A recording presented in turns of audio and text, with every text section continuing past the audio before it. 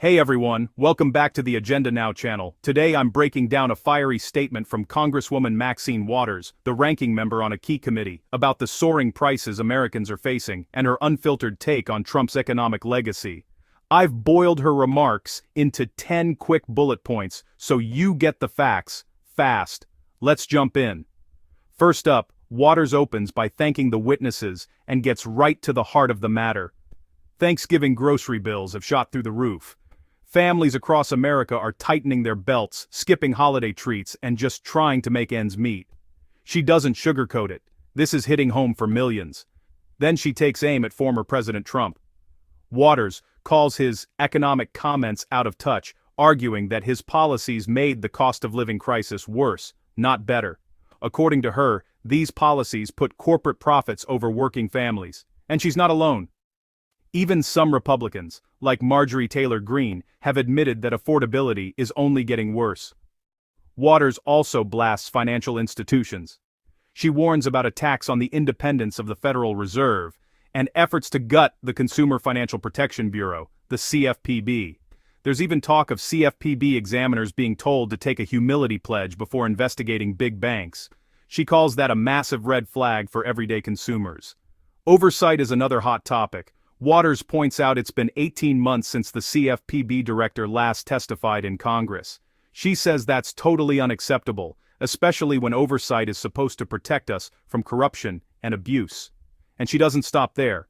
Waters calls out Trump and his family, alleging they've been enriching themselves through cash gifts and crypto profits, while regulators are supposed to be keeping things fair.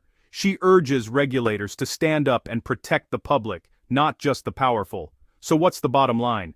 Waters is warning that deregulation, weak oversight, and putting corporate interests first leaves everyday Americans vulnerable to higher prices and economic instability.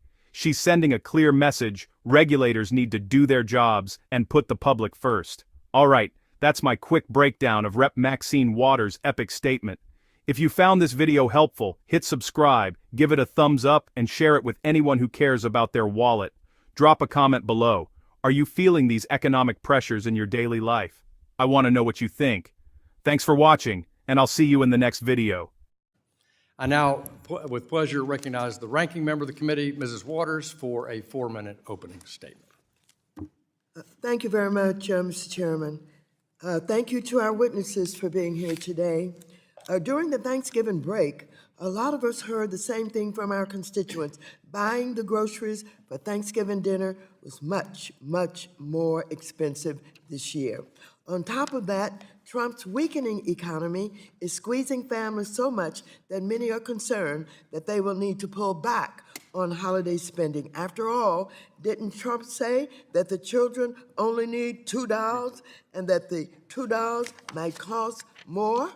With economic policies like these, Donald Trump is the Grinch who stole Christmas.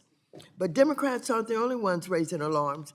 Republican Representative Marjorie Taylor Greene, who until recently was a die-hard Trump supporter, acknowledged that under the Trump administration, the cost of living has become unbearably high. Corporate interests are prioritized over the needs of the working class. Small businesses are hurting, and the American dream is slipping out of reach. We were all promised lower costs on day one of Trump's term. Instead, his administration is dismantling the very institutions that keep costs low and the economy stable, including by undermining the independence of the Federal Reserve and forcing independent agencies to serve his personal interests.